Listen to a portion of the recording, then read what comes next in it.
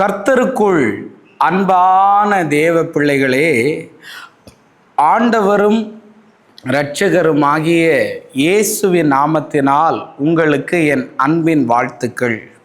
இந்த நல்ல நாளிலேயும் நீதிமொழிகள் 17வது அதிகாரம் அதனுடைய 13வது வசனத்தை வாசிக்கிறேன். நன்மைக்கு தீமை செய்கிறவன் எவனோ அவன் வீட்டை விட்டு தீமை நீங்காது என்று எழுதியிருக்கிறது. என் மெசேஜோடைய தலைப்பு என்னன்னா, இதை நிறுத்துன்னு நான் பேச விரும்புகிறேன். பிரதர், இதை நிறுத்துன்னு சொல்கிறீங்க, எதை பிரதர் அப்படி நிறுத்துறதுன்னு என்கிட்ட கேட்குறீங்களா? வேதவசனம் என்ன சொல்லுது தேவ பிள்ளைகளே? நன்மைக்கு தீமை செய்கிறத நிறுத்துன்னு நான் சொல்ல விரும்புகிறேன். நிறைய பேர் சொல்லுவாங்க, உபகாரம் இல்லைனாலும் பரவாயில்ல, அவன் உபத்திரவம் பண்ணாமல் இருந்தாலே போதும்னு நிறைய பேர் சொல்கிறத என் காது பட கேட்டிருக்கிறேன். இன்னைக்கு ஒருத்தங்களுக்கு உனக்கு நன்மை செய்கிறதுக்கு முடிஞ்சா அவங்களுக்கு நன்மையை செய். அவங்களுக்கு நன்மை செய்ய முடியலையா, அப்படி ஒதுங்கிரு. ஆனால் அவங்களுக்கு நன்மை வர வேண்டிய இடத்துல அந்த நன்மையை கெடுக்கிற மாதிரி எந்த தீமையையும் நீ செய்யாத. அப்படி செய்தா நீ அவங்களுக்கு தீமையை செஞ்சுட்டு போய் வீட்டுக்கு போகிறதுக்கு முன்னாடி உன் வீட்டை பிடிச்சிருக்கிற தீமை விலகவே விலகாதுன்னு ஆண்டவர் சொல்லுகிறார்.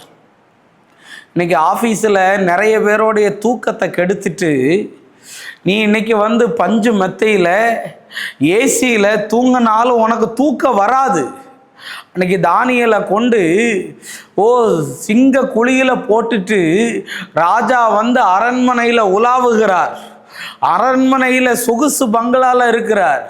ஆனால் அவருக்கு தூக்கம் வரலை.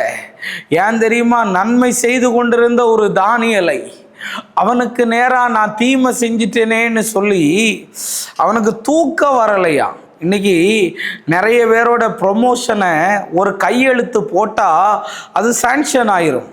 நிறைய பேர் லோனுக்கு ஒரு கையெழுத்து போட்டால் சாங்ஷன் ஆயிரும்.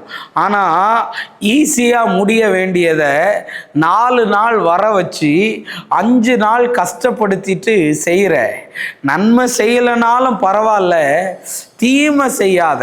கடந்த நாளில் ஒரு பிரதரை சந்தித்தேன். பிரதர், நான் ஒரு வீட்டிலிருந்து அடுத்த ஒரு வீட்டுக்கு போகணும்னு சொல்லி ஆசைப்பட்டேன் பிரதர். ஹவுஸ் ஓனர்கிட்ட போய் 3 மாதத்துக்கு முன்னாடியே சொல்லிட்டேன், வீட்டை காலி பண்ணணும்னு நான் சொல்லிட்டேன். ஆனால் அவன் என்ன பண்ணான் தெரியுமா? அது வரையும் கரெக்டாக வாடகையெல்லாம் கொடுத்துருவான் பிரதர். ஆனால் அவன் அந்த வீடை காலி பண்ணுற நேரத்தில் அட்வான்ஸு தரதுக்கு பெயிண்ட் அடிச்சுத்தா, அதை பண்ணு இதை பண்ணுன்னு சொன்னான். சரி, அவன் சொல்கிற நாள் அன்றைக்கி அட்வான்ஸ் வாங்க போனால் இந்த இப்போ தாரேன், ஒரு அரை மணி நேரத்தில் தாரேன், 1 மணி நேரத்தில் தாரேன்னு அலைய விடுறான் அப்படின்னு சொல்லி. நான் எப்படியோ அவன் தந்துட்டான், அதை விடுங்களேன். ஆனால் அதை ஈஸியாக கொடுத்துருக்க வேண்டியது தானே. இன்றைக்கி நன்மை செய்யலைனாலும் பரவாயில்ல, தீமை செய்யாத. உன் சகோதரனுக்கு தீமை செய்யாத, உன் சகோதரிக்கு தீமை செய்யாத. நீ வேலையில் பெரிய பேங்க் மேனேஜராக இருக்கலாம், நீ பெரிய அரசியலில் ஏதாவது போஸ்டிங்கில் இருக்கலாம். ஆனால் இன்றைக்கி நான் உன்னை பார்த்து சொல்ல வரேன், யாருக்கும் தீமை செய்யாத. அந்த ஏழைகள்கிட்ட பணத்தை வாங்கிட்டு தான் இந்த காரியத்தை சாங்ஷன் பண்ணுவேன்னு நீ நினைக்காத. உன் வீட்டில் உன் தூக்கம் பறி போயிடும். உன் வீட்டை விட்டு தீமை நீங்கவே நீங்காது. முடிஞ்ச வரைக்கும் தீமை செய்யாமல் நன்மையை செய். இன்னைக்கு நிறைய பேர் கோர்ட்டும் கேஸுமா அலைஞ்சிக்கிட்டு இருக்கிறது எதுக்கு? போலீஸ் ஸ்டேஷனாக அலைஞ்சிக்கிட்டு இருக்கிறது எதுக்கு? இன்னைக்கு நிறைய பேரோட வாழ்க்கை சுக்கு நூறாக உடஞ்சி போனது எதற்கு? இன்னைக்கு நான் சொல்ல வரேன், தீமையை செய்யாத, நன்மையை செய். உன் வீட்டில் ஆசீர்வாதம் தங்கும், உன் வீட்டில் தீமை மாறிடும்னு கர்த்தர் சொல்கிறார்.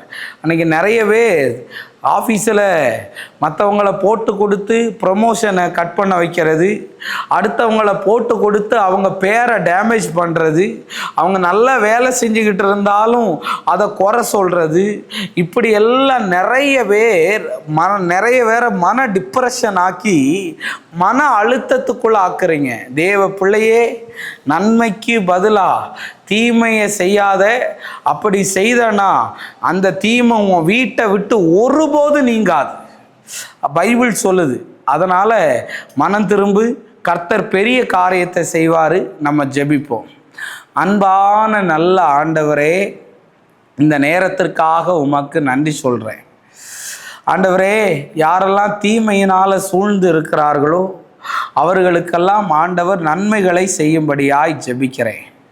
எல்லா தடைகளையும் மாற்றும், சாட்சியாய் நிறுத்தும்.